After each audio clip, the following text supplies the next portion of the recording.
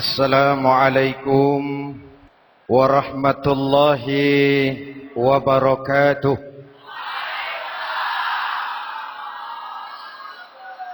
Alhamdulillah wassalatu wassalamu ala sayyidina Rasulillah sayyidina wa maulana Muhammad ibn Abdullah wa ala alihi wa sahbihi wa man tabi'ahu wa wala. La haula wa la quwwata illa billah. Subhanaka la ilma lana illa ma 'allamtana innaka antal alimul hakim. Wa la haula wa la quwwata illa billahil aliyyil azim. Saudara-saudara hadirin yang berbahagia, salah satu nikmat yang diberikan Allah kepada kita di dalam kehidupan ini ialah bahwa Allah Subhanahu wa ta'ala telah menciptakan segala sesuatu serba berpasang-pasangan. Dalam surah Yasin ayat 36 dijelaskan, Subhanallazi khalaqal azwaja kullaha mimma tumbitul ard wa min anfusihim wa mimma la ya'lamun. Maha suci Allah yang telah menciptakan segala sesuatu itu serba berpasang-pasangan. Dari apa yang tumbuh di permukaan bumi, apa yang ada di dalam diri mereka sendiri, dan apa-apa yang mereka tidak mengetahuinya. Demikianlah kita lihat siang berhadapan dengan malam, benar berhadapan dengan salah, dan laki-laki berhadapan dengan perempuan. Setelah Allah menciptakan segala sesuatu itu serba berpasang-pasangan, maka Allah menetapkan aturan permainan yang mengatur seluruh kehidupan makhluk yang serba berpasang-pasangan itu. Kita tentu maklum, apapun saja yang kita lakukan dan kita perbuat tanpa ada aturan akan berakhir dengan kekacauan. Cobalah kita bikin satu sekolah, buka satu sekolah, tidak usah pakai aturan, tentu kacau. Bikin organisasi tanpa memakai aturan, tentu kacau. Demikian daripada kehidupan ini. Kalau tanpa ada aturan, tentu kekacauan yang akan timbul. Allah pencipta manusia. Allah tahu benar kemampuan maksimal manusia. Oleh sebab itu, aturan permainan yang diturunkan Allah tentu sesuai benar untuk manusia. Satu contoh kecil. Pabrik mobil di Jerman bikin mobil namanya Mercy. Seiring dengan itu dia keluarkan buku petunjuknya. Mobil ini namanya Mercy. Kecepatan maksimal sekian ratus kilometer per jam. Daya angkut maksimal sekian ratus kilogram. Kalau rusak memperbaikinya begini, onderdilnya pun ini. Karena pabriknya yang membuat mobil, lalu pabriknya pula yang mengeluarkan buku petunjuk, sudah tentu buku petunjuk itu sesuai benar dengan mobilnya. Dan tidak bisa kita punya mobil Mercy rusak, lalu kita perbaiki dengan menggunakan buku petunjuk yang dikeluarkan oleh pabrik mobil Toyota misalnya. Jelas mobil bukan tambah baik, malah makin hancur tidak karu-karuan. Kalau manusia menginginkan satu hidup yang baik, tidak ada pilihan lain. Dia harus memakai aturan yang diturunkan oleh yang bikin manusia. Dan aturan itu telah turun dalam bentuk agama Islam yang kita cintai ini. Manusia laki-laki dihiasi dengan perasaan senang cinta kepada perempuan. Itu biasa, normal, wajar. Tapi lalu Allah menurunkan aturan permainan. Yang kalau peraturan ini dilanggar akan membawa kerugian bagi manusia sendiri. Bahwa laki-laki senang sama perempuan itu normal. Agama membuat aturan, silahkan senang, tetapi lewat satu pintu yang disebut nikah. Kalau peraturan ini diabaikan, yang rugi tentu manusia sendiri. Misalnya PLN keluarkan pengumuman, Nanti malam mulai jam 6 sampai subuh listrik se-Jakarta mati total. Kita ingat, ini nanti malam saya giliran ronda. Pagi-pagi sudah kita siap beli batu baterai, masukkan ke dalam baterai. Dari sejak kita beli sampai sore itu baterai kita soroti terus. Tentu setelah sore soak batu baterai itu. Datang malam berangkat kita ronda. Kalau disoroti lagi kan baterainya sudah enggak terang lagi. Sudah soak. Sebab apa? Belum waktunya sudah disoroti terus. Sekarang kalau ada orang belum masuk pintu pernikahan, nafsu seksualnya diobral terus. Itu kan sama juga belum datang malam baterainya sudah disoroti terus. Nanti masuk pernikahan soak. Berhadapan dengan istrinya barangkali sudah nggak bisa apa-apa, cuma nyengir saja. Yang rugi manusia sendiri. Itulah sebabnya Allah lalu mengatur bahwa laki senang sama perempuan lewat satu pintu yang disebut dengan nikah. Maka pada pertemuan kali ini kita akan bicara tentang nikah dalam Islam. Saya bagi kepada 3 masalah pokok saja. Pertama, pengertian dan kedudukan nikah menurut Islam. Yang kedua, motivasi pernikahan. Karena apa orang itu seharusnya melakukan nikah. Dan yang ketiga, membina rumah tangga bahagia menurut contoh Rasulullah sallallahu alaihi wasallam. Hadirin yang saya hormati, kita mulai dengan yang pertama, pengertian nikah. Dalam kehidupan sehari-hari ada 2 kata yang sering kita gunakan, kawin dan nikah. Kalimat kawin kelihatannya dipergunakan oleh semua makhluk hidup. Lain dengan nikah, ini hanya digunakan khusus untuk manusia muslim.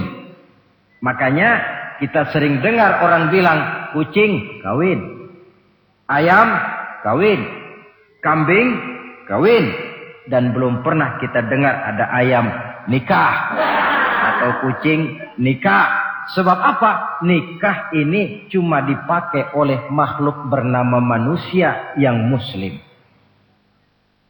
Apa pengertian nikah?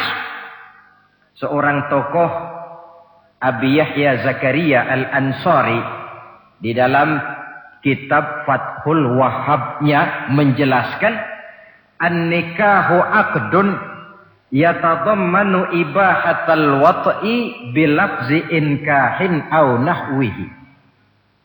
Nikah adalah akad, yaitu ijab dan qabul. Yang akad ini menjamin dibolehkannya pergaulan bebas antara laki-laki dan perempuan.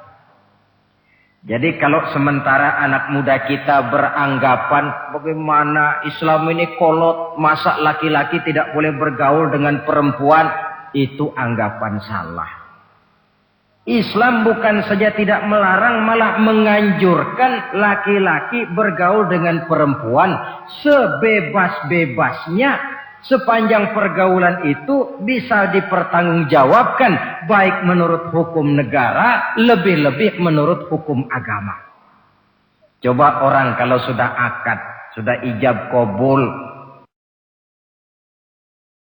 ada saksi, ada wali. Selesai itu dia masuk ke dalam kamar berdua, bergaul di situ sebebas-bebasnya, itu saya kira 100% halal. Tidak perlu lagi orang curiga, tidak perlu lagi sembunyi-sembunyi. Kenapa? Ini bentuk pergaulan yang bisa dipertanggungjawabkan. Kalau tidak, dengan dalih new morality, kebudayaan modern, lalu melakukan yang disebut free love, free sex, samen leven, hidup bersama tanpa nikah alias kumpul kebo. Dan saya kira itu kebo cuma mewakili saja. Artinya begitulah kalau binatang itu kumpul. Sebab kumpul kucing pun saya kira begitu, kumpul ayam pun begitu. Kebo cuma mewakili binatang dalam kalimat itu. Tengoklah berapa banyak sudah bayi-bayi yang lahir ke dunia ini tanpa tahu kemana dia harus memanggil bapak. Berapa banyak gadis-gadis bergelimpangan jadi korban dari orang-orang yang tidak bertanggung jawab. Itu semua merupakan ironi. Maka menjauhkan manusia dari aturan agama pada hakikatnya sama dengan usaha membinatangkan manusia. Bahkan kalau manusia sudah jauh dari aturan agama, sanggup berbuat lebih buas daripada binatang. Kita tahu yang namanya bajing itu makanannya cuma kelapa. Tapi bajingan itu bukan cuma kelapa, kabel telepon doyan kok bajingan itu. Jauh lebih buas daripada yang namanya binatang. Maka agama ini mengatur agar manusia sebagai makhluk yang mulia hidup secara mulia. Jangan manusia kita ini, binatang saja. Kalau saudara ada yang punya kucing di rumah, saudara taruh di depannya, saudara sendiri yang langsung kasih ikan di piring, kasih kucing. Aduh, dia akan makan dengan tenang, nikmat, lahap, tidak nengok kiri, tengok kanan. Kenapa? Dia yakin betul yang dia makan itu sudah resmi, sah. Sebab apa? Tuan rumah yang kasih. Tapi kalau si kucing ngambil sendiri di dapur, mencuri dia, setelah dapat dia bawa lari, makan pun tidak tenang. Kenapa? Mesti nengok kiri, nengok kanan. Rupanya instingnya pun bekerja. Ini bukan hak saya mencuri. Saudara-saudara, tengok orang yang sudah terlibat dalam pergaulan suami istri yang sah. Itu kan gak perlu tengok kanan, tengok kiri. Gak perlu takut-takut. Kenapa? Sudah sah. Tapi kalau yang bukan istrinya, wah itu sudah seperti kucing nyolong ikan, tengok kiri, tengok kanan, tidak pernah mengalami ketenangan. Itu selintas pengertian nikah. Lalu bagaimana kedudukan nikah menurut Islam? Ternyata nikah dalam pandangan Islam tidak cuma sekedar untuk memenuhi kebutuhan biologis manusia. Tidak cuma sekedar untuk memperkembangbiakkan keturunan. Tidak cuma sekedar untuk mendapat ketenangan hidup. Lebih tinggi daripada sekedar itu, nikah dalam pandangan Islam ibadah. Jadi kalau kita ditanya, Pak, ibadah apa yang paling enak dalam Islam? Jawabannya jelas, nikah. Begitu enaknya ibadah yang namanya nikah ini, sampai yang sudah pernah pun pengen ulangan. Namanya ibadah. Tetapi tentu ada konsekuensi. Oleh karena nikah ibadah, dan semua ibadah dalam Islam tidak boleh dikerjakan setengah hati atau main-main. Sholat ibadah tidak boleh main-main atau setengah hati atau coba-coba. Puasa ibadah tidak boleh main-main, setengah hati atau coba-coba. Dan oleh karena nikah pun ibadah, punya nilai sakral, juga tidak boleh main-main, setengah hati atau coba-coba. Dus nikah eksperimen tidak dikenal dalam Islam. Mas, saya dengar sampean sudah nikah ya? Iya mas, saya cuma nyoba saja kok ini kok. Kalau enak terus, enggak ya bubar. Ini tidak ada nikah eksperimen. Sebab dia punya nilai sakral yang bermotifkan ibadah. Itu pengertian dan kedudukan nikah. Lalu apa motivasi suatu pernikahan? Karena apa seharusnya orang nikah itu? Apa landasannya?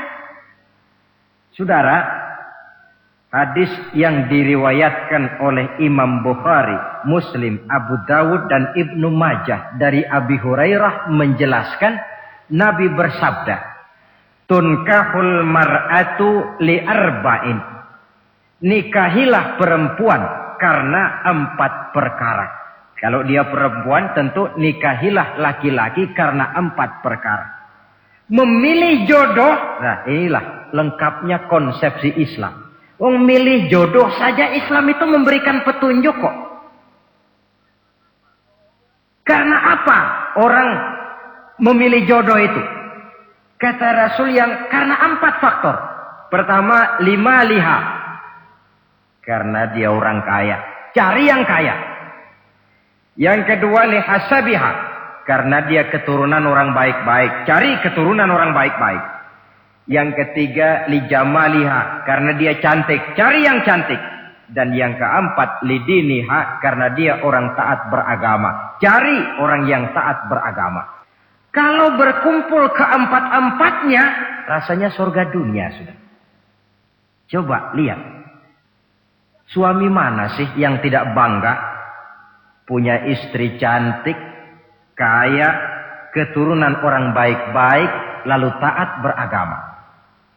Atau istri mana sih yang tidak bangga punya suami ganteng, kaya, keturunan orang baik-baik, dan taat pula beragama? Tapi kan terus terang yang kumpul keempat-empatnya kan boleh dibilang jenis makhluk langka ini. Sulit. Kadang-kadang cantik, kaya, akhlaknya kayak setan. Ada saja kurangnya. Oleh karena ada saja kurangnya, lalu Nabi memberikan stressing, penekanan. Fazfar bizatiddin taribat iyadak. Pilih orang yang taat melaksanakan agama, niscaya hidupmu akan berkah. Jadi motivasi suatu pernikahan hendaknya agama. Apa rahasianya? Mari kita lihat. Kalau orang memilih pasangan karena rupa yang cantik semata-mata, silakan, tapi jangan jadi motivasi utama. Kalau rupa yang cantik jadi alasan utama, saya yakin rumah tangga tidak akan tahan lama. Sebab apa? Pertama, yang namanya cantik itu relatif. Artinya bergantung siapa yang memandang. Yang menurut saudara cantik, menurut saya belum tentu cantik. Yang kata saya cantik, menurut saudara barangkali itu yang jelek. Relatif. Saya kalau ditanya orang, Ustadz, siapa perempuan paling cantik di dunia ini? Tentu saja saya jawab istri saya. Apa saudara lalu protes? Salah Ustadz, yang cantik istri saya bukan istri Ustadz. Saya bilang masa bodoh, saya nggak ngurusi istri sampean. Cantik itu relatif.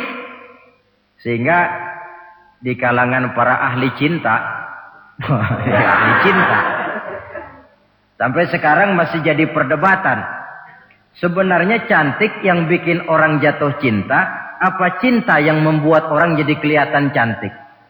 Dua-duanya bisa terjadi. Mungkin karena cantik orang jatuh cinta, dan bisa juga karena sudah kadung cinta orang kelihatannya jadi cantik.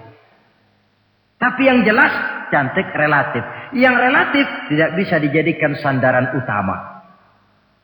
Yang kedua, yang namanya cantik itu temporer. Artinya berubah oleh pergeseran masa dan pertukaran waktu. Sekarang dia cantik, of course. Sedang sweet 17-an. Sedang honeymoon, sedang bulan madu, sedang pengantin baru. Tentu saja cantik. Punya dia anak satu. Kecantikan mulai menurun. Punya dia anak 2, kulit mulai keriput. Punya dia anak 3, apalagi tak pandai bersolek, sudahlah onderdil mulai pada copot. Kalau rumah tangga didasarkan kepada rupa yang cantik saja, selesailah rumah tangga sampai di situ. Yang ketiga, di atas langit, rupanya masih ada langit lagi. Di atas yang kita anggap cantik, rupanya masih ada yang lebih cantik. Kalau cantik yang kita kejar, kita akan jadi petualang yang pindah dari perempuan satu ke perempuan yang lain. Cinta bajak laut namanya. Di mana kapal berlabuh, di sana cinta mendarat. Saudara hadirin yang saya hormati, padahal sate dengan singkong itu kan bedanya cuma di tenggorokan. Kalau sudah masuk ke dalam perut, kenyangnya barangkali sama. Malah barangkali besok pagi kalau keluar lebih tidak enak baunya sate itu daripada singkong. Makanya orang kalau sudah nikah oleh Nabi dipesan, apabila kamu di jalan melihat perempuan yang membuat kamu kagum, cepat-cepatlah pulang ke rumah. Sebab apa? Sebab yang perempuan cantik di jalan kau lihat itu punya, istrimu juga di rumah punya. Gak percaya cobalah pulang, akurin, sama itu.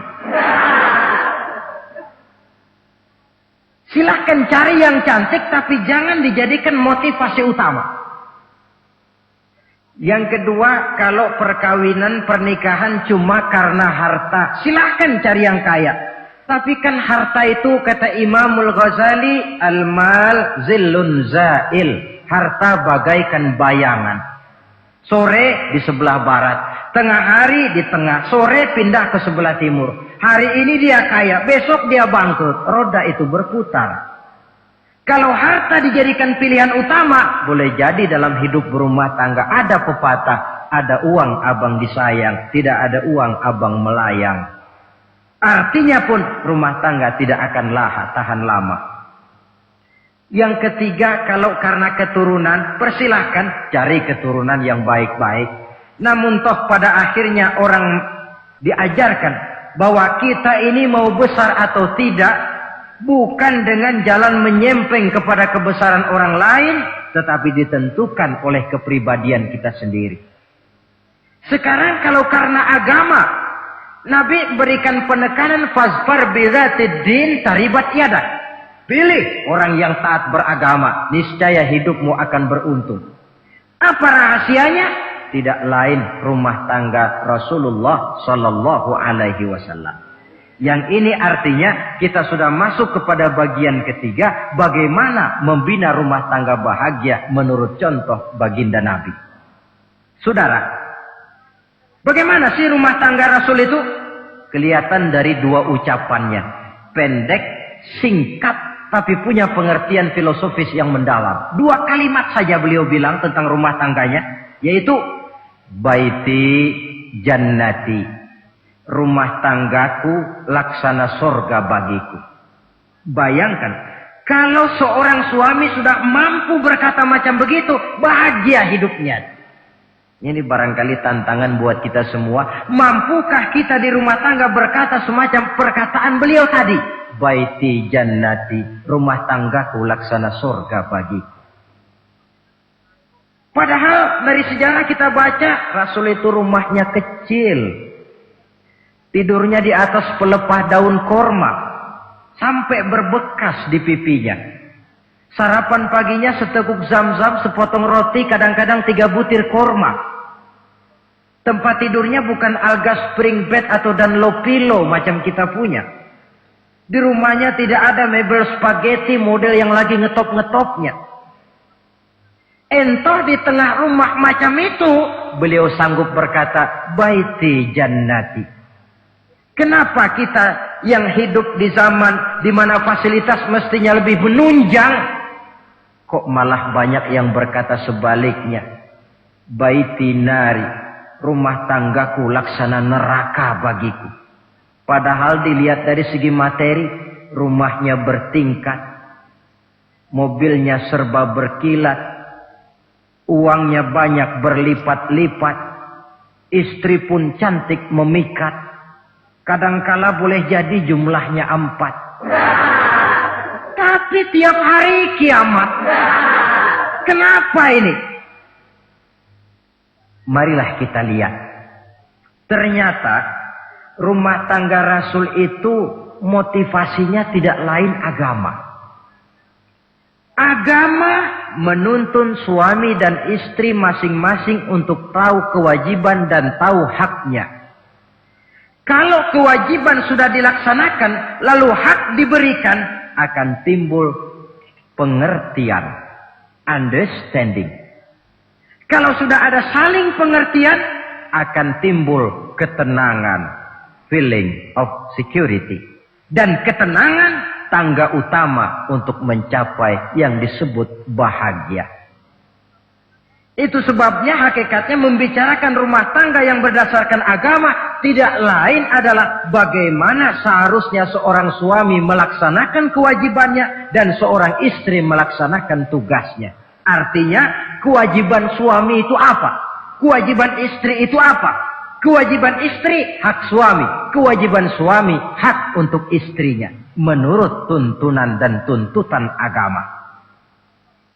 Saudara hadirin, menurut hadis riwayat Abu Dawud dari Muawiyah bin Haidah, satu hari Rasul ditanya, "Ya Rasul, apa sih hak istri-istri kami ini?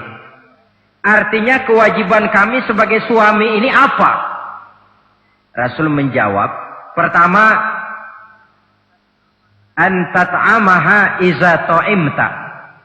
Kau beri istrimu makan sebagaimana engkau makan. Kewajiban seorang suami yang pertama. Kewajiban yang menyangkut masalah pangan. Dan di sini rumah tangga berfungsi sebagai pengatur ekonomi. Seorang suami yang adil, makanan yang dia makan sama dengan makanan yang dimakan oleh istrinya.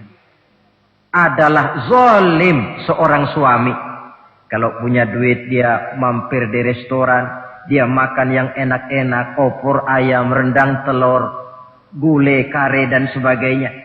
Istrinya di rumah cuma toge sama kangkung tiap hari. Istri berhak nuntut karena itu hak dia. Nah, saudara hadirin, tetapi seorang istri pun kalau sudah diberikan nafkah oleh suaminya untuk mengatur makanan, dia harus pandai mengaturnya dengan sebaik-baiknya.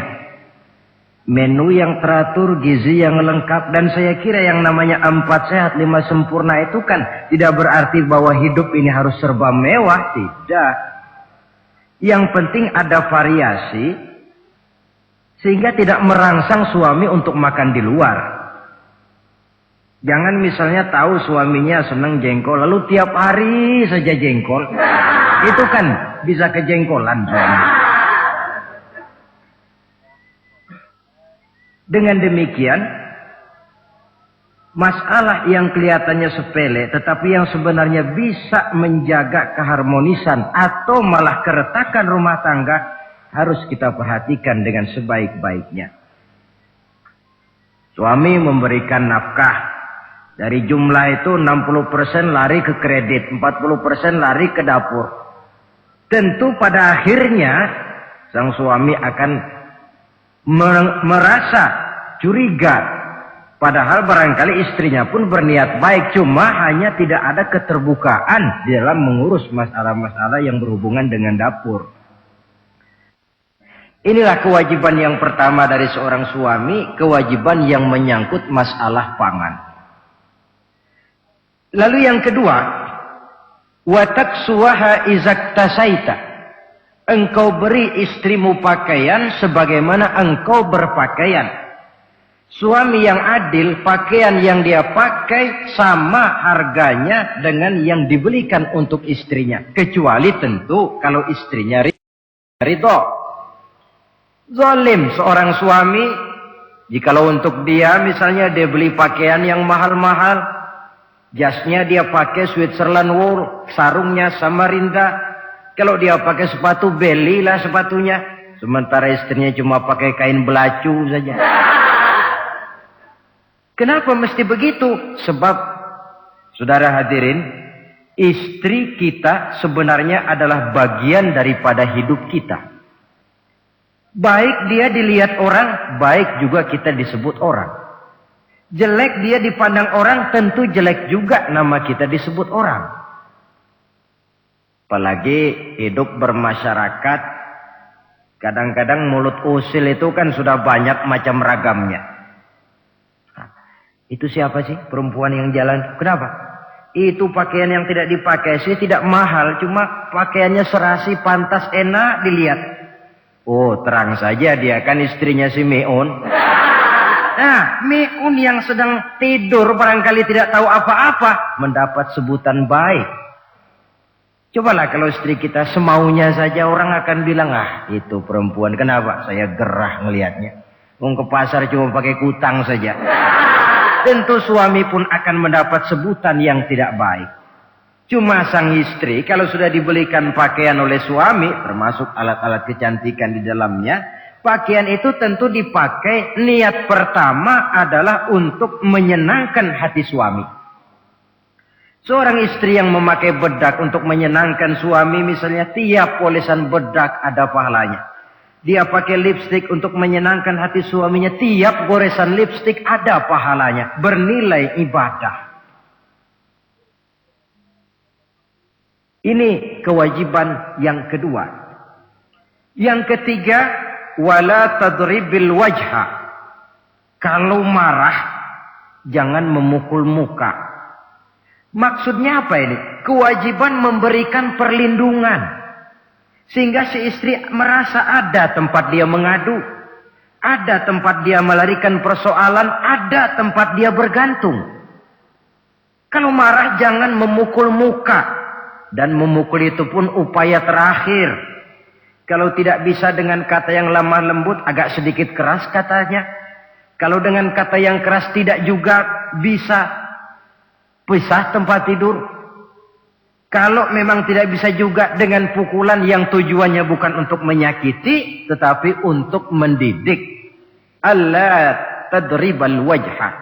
Kalau marah jangan memukul muka. Dan memukul pun bukan jalan pertama, tapi upaya terakhir dengan tujuan bukan untuk menyakiti, tapi untuk mendidik sang istri.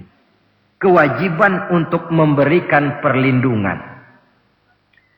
Yang keempat, wala tuqabbih. Jangan memburuk-burukan istrinya. Kewajiban menjaga nama baik. Sebab apa? Dalam satu bahasa yang indah, Al-Quran menjelaskan bahwa suami istri itu laksana pakaian. Hunna libasul lakum wa antum libasun lahunna. Istri pakaian untuk suami, suami pakaian untuk istri. Lihatlah alangkah indah gaya bahasa Al-Quran ini. Diibaratkannya suami istri seperti pakaian. Apa fungsi pakaian? Pertama, pakaian itu kan jadi kebanggaan. Saya bangga memakai baju seperti ini. Saudara bangga memakai baju yang saudara pakai. Artinya seorang suami harus berusaha menjadi suami kebanggaan istri. Dan seorang istri pun harus berusaha menjadi istri yang dibanggakan oleh suaminya. Jangan yang malah kemudian disesali. Itu kan kalau sudah marah orang kadang-kadang ucapannya nggak terkontrol. Istri marah sama suami, bang, nyesel gue punya laki kayak gitu. Sudah hilang lagi kebanggaan. Kalau kebanggaan hilang, wibawa pun hilang. Kalau wibawa sudah hilang, maka rumah tangga sudah sulit untuk dipertahankan. Yang kedua, yang namanya pakaian itu kan menutup aurat. Itu tujuan pakaian yang terpenting. Artinya di sini, kalau seorang istri mempunyai kekurangan, suamilah yang menutupi. Kalau seorang suami mempunyai kekurangan, istri juga harus berusaha menutupi. Jangan kekurangan suami diceritakan di pasar umum. Atau kekurangan istri dibuka di mana-mana. Itu namanya suami istri tidak berfungsi sebagai pakaian, malah justru saling membuka aurat masing-masing. Inilah kadang-kadang penyakit ini. Kadang-kadang yang namanya perempuan dari rumah itu berangkat ngaji katanya. Sampai di pengajian apa? Suaminya diakur-akurin. Bayu bagaimana suami? Wah, suami saya payah. Dipayahkannya suaminya di mana-mana. Atau aib dan kekurangan istri diceritakan di mana-mana. Orang bertanya, gimana mas istrinya? Wah, gak maju. Loh, kenapa istrimu kan cantik? Iya, soal cantik sih iya, tapi tidurnya kok ngiler ini. Nah, ini kan nggak perlu yang macam begini ini. Tidak bisa menjaga apa yang disebut security informasi. Fungsi pakaian sebagai suami istri tidak berjalan di dalamnya. Saling menjaga kehormatan diri. Ini yang keempat. Yang kelima, wala tahjur illa fil bait. Jangan berpisah dari istri kecuali di rumah. Maksudnya begini. Kalau satu hari seorang istri suami marah kepada istrinya, tidak usah istri itu disuruh pulang ke rumah orang tuanya, ke rumah mertua, lalu diusir. Tidak. Cukup pisah tempat tidur saja. Ini maknanya wala tahjur illa fil baiti. Umpamanya, dek malam ini saya sedang tidak enak pikiran. Kau tidur di kamar belakang lah, saya kamar depan. Cukup pisah tempat tidur saja. Tidak perlu istri dipulangkan ke rumah orang tuanya. Nanti umpamanya tengah malam turun hujan, udara dingin, pikiran berubah, berasa perlu. Kan tinggal manggil. Tidak jauh secara psikologis ajaran semacam ini bisa kita terima. Saudara hadirin yang saya hormati, ini pada prinsipnya kewajiban seorang suami. Kewajiban yang menyangkut masalah pangan, sandang, perlindungan, memelihara kehormatan, dan menjaga ketenangan di rumah tangga dengan menyelesaikan persoalan di rumah tangga itu secara intern. Jangan belum apa-apa sudah mertua diundang. Orang tua dibon. Persoalan belum tentu selesai, tapi masalah sudah meluas.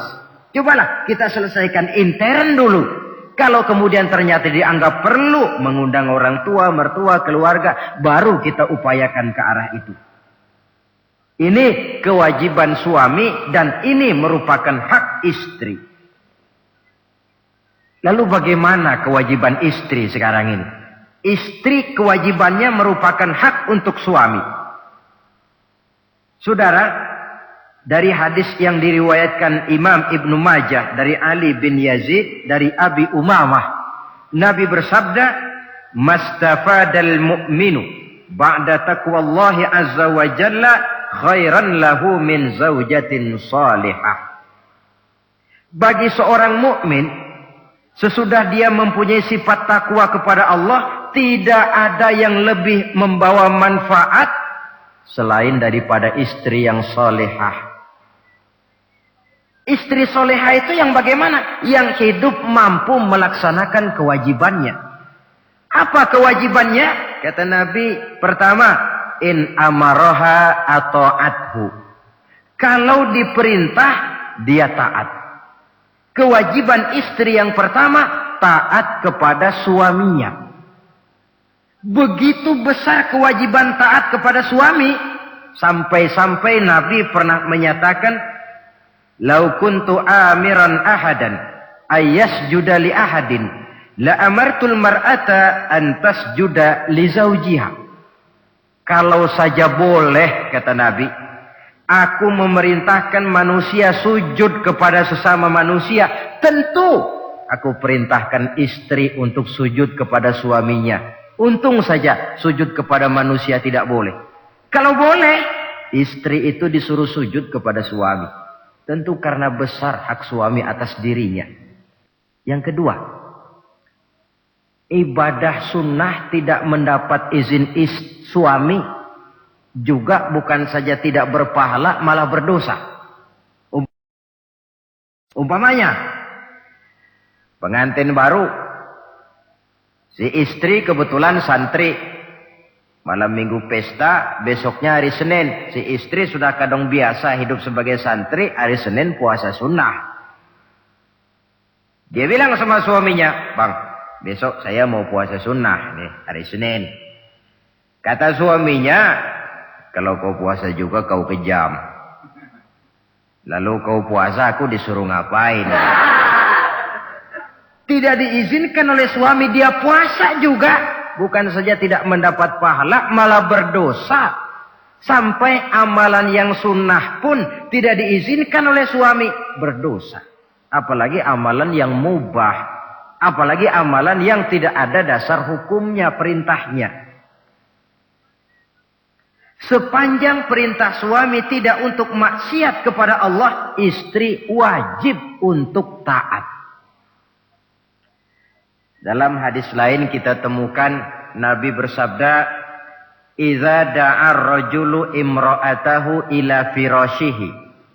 Kalau seorang suami memanggil istrinya ke tempat tidur. Ini bahasa kinayah. Manggil ke tempat tidur kan tentu enggak perlu penjelasan.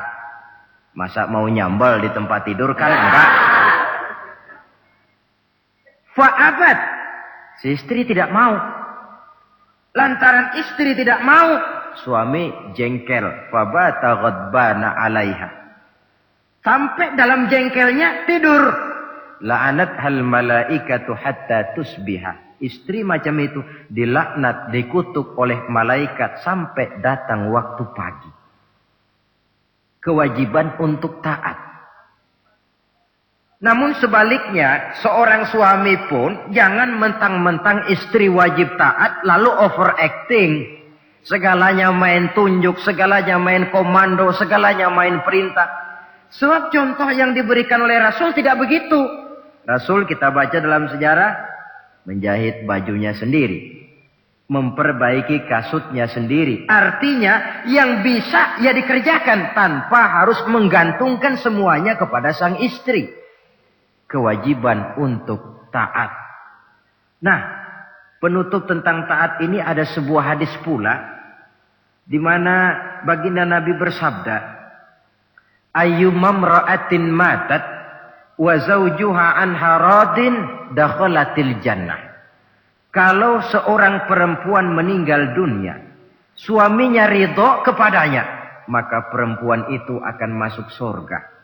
Artinya, kalau seorang istri meninggal, ya dia tukang ngaji, ya tukang sholat, ya suka puasa, ya gemar sodakoh, tapi meninggal suaminya tidak ridho, pintu surga belum dibukakan sampai suaminya ridho kepadanya. Ini menggambarkan tentang besarnya kewajiban taat seorang istri kepada suaminya. Ini kewajiban pertama. Lalu kewajiban yang kedua kata Nabi, wa in nazara ilaiha sarrathu. Kalau dipandang oleh suaminya, dia pandai menggembirakan, menyenangkan hati suaminya. Menjadi istri yang pandai menyenangkan hati suami.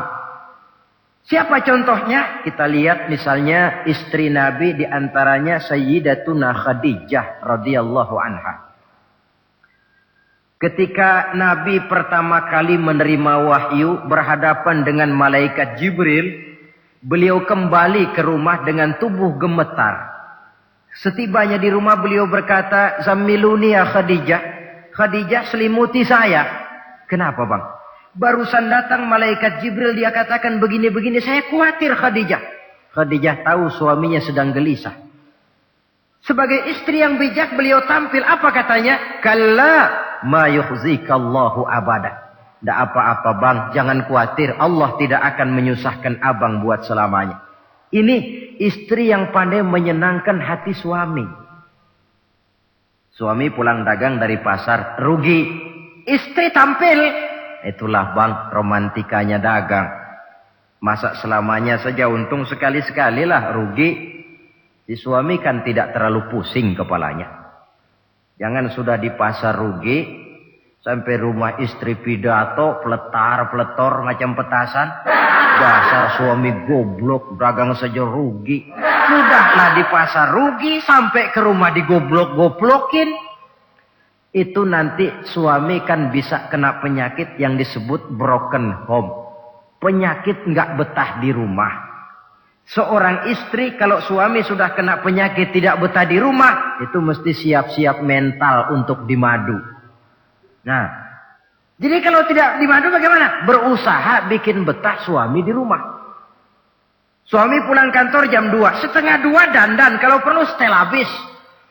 Kalau perlu, kelihatan suami akan datang, bukakan pintu, sambut dengan senyum.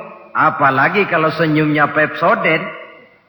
Saya kira suami bagaimanapun lelahnya, peras keringat, banting tulang, pulang mencari nafkah. Kalau kembali di rumah disambut dengan senyum, hilang capeknya.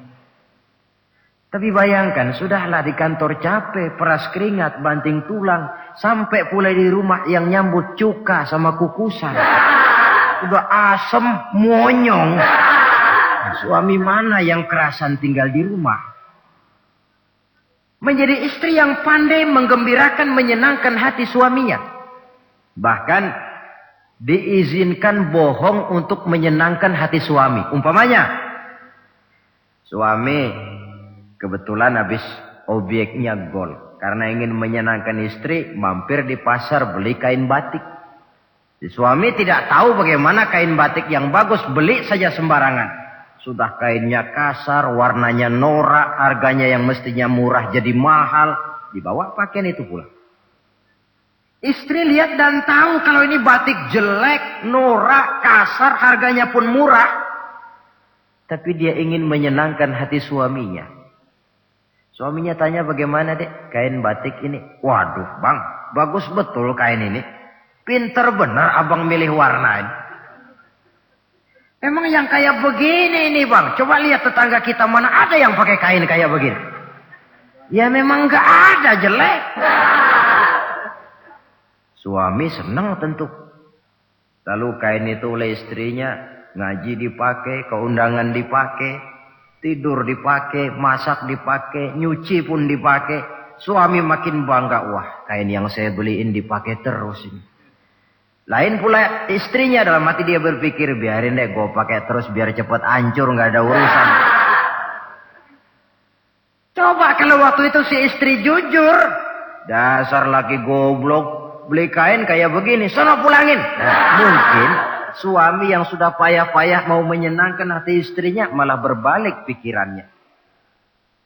Saudara hadirin, ini kelihatannya penting untuk menjaga suasana keharmonisan di dalam kehidupan berumah tangga.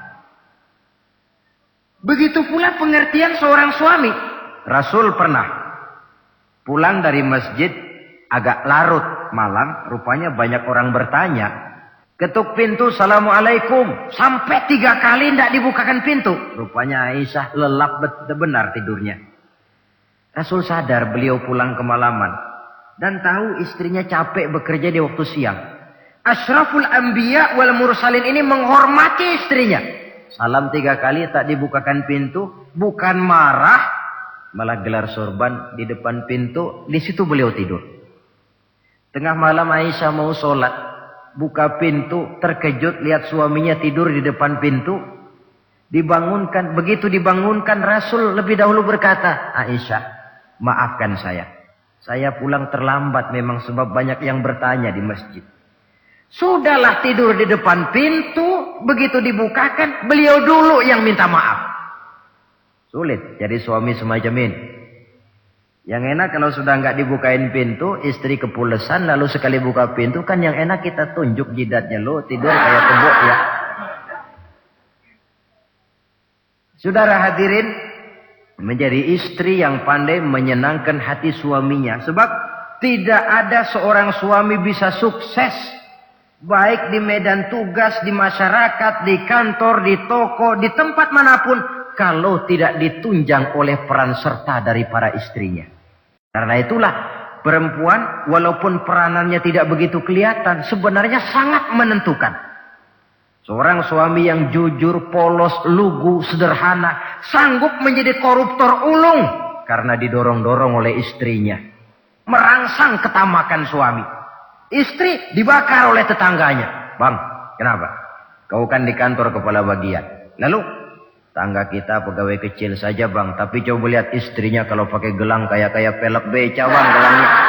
Kau kepala bagian gak bisa beliin saya macam gitu, kepala bagian goblok. Lalu bagaimana bu, gaji saya kan sudah jelas segitu. Iya, kamu kan kepala bagian. Apaan kayak di kantor sabet. Kalau sudah main sabut-sabutan begini, sudah merangsang suami untuk berbuat yang tidak baik.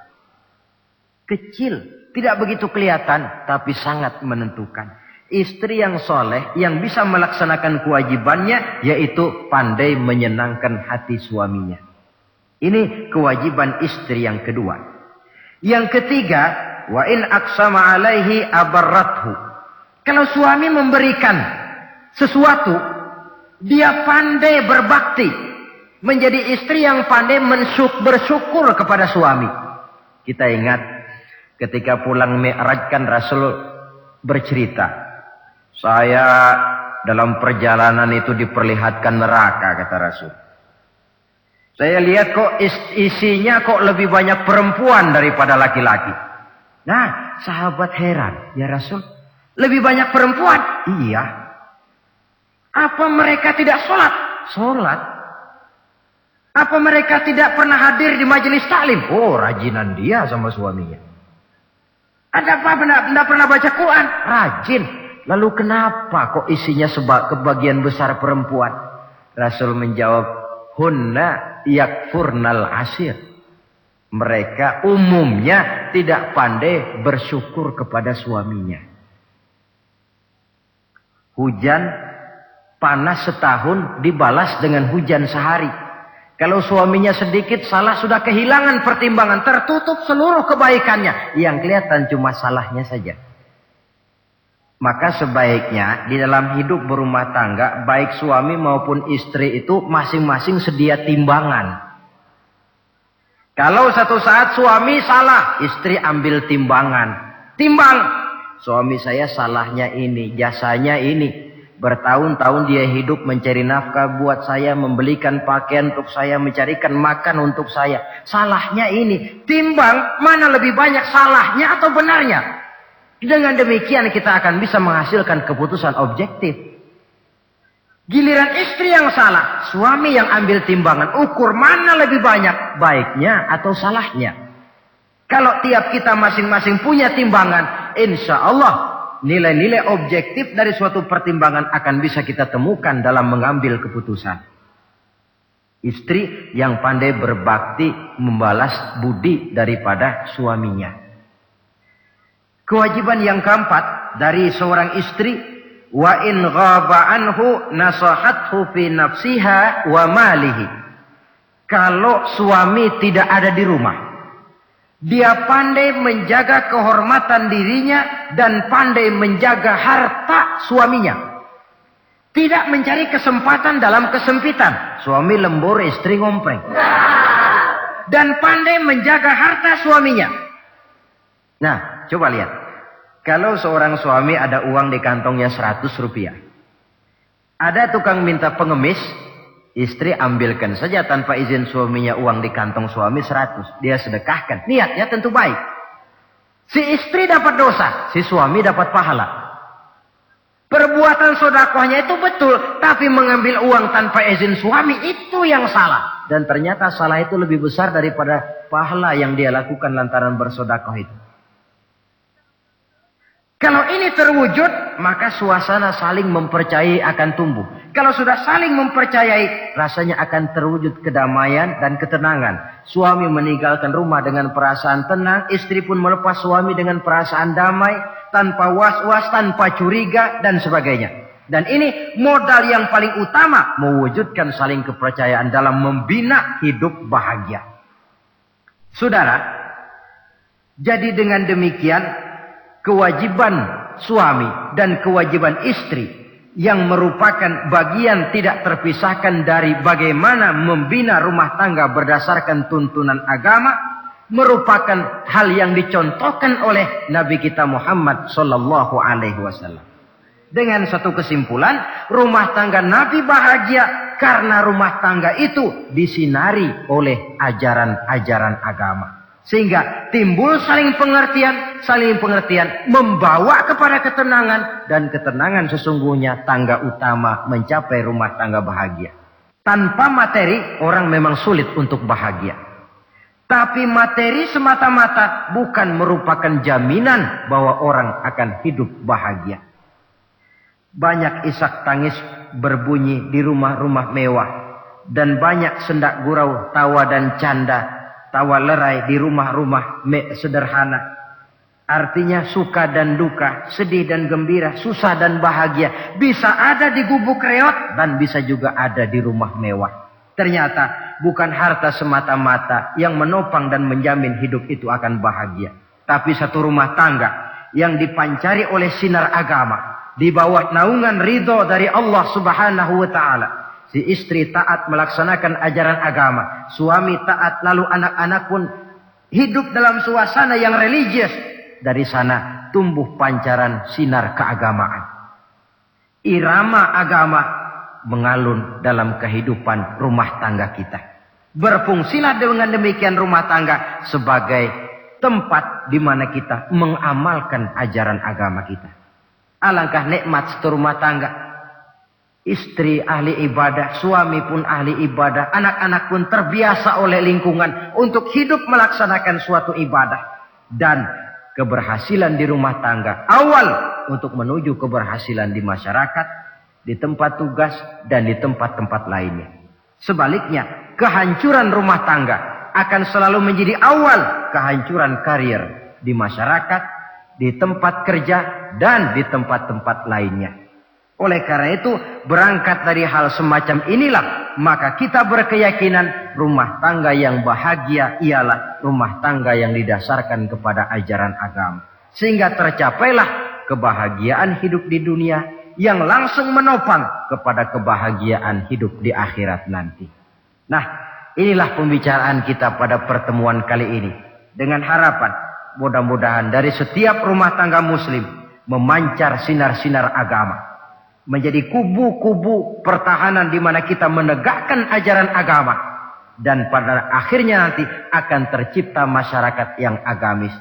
Terwujudlah ketenangan, kedamaian, dan ketentraman. Mudah-mudahan ada manfaatnya. Lebih kurang mohon maaf. Wabillahi taufiq wal hidayah. Wassalamualaikum warahmatullahi wabarakatuh.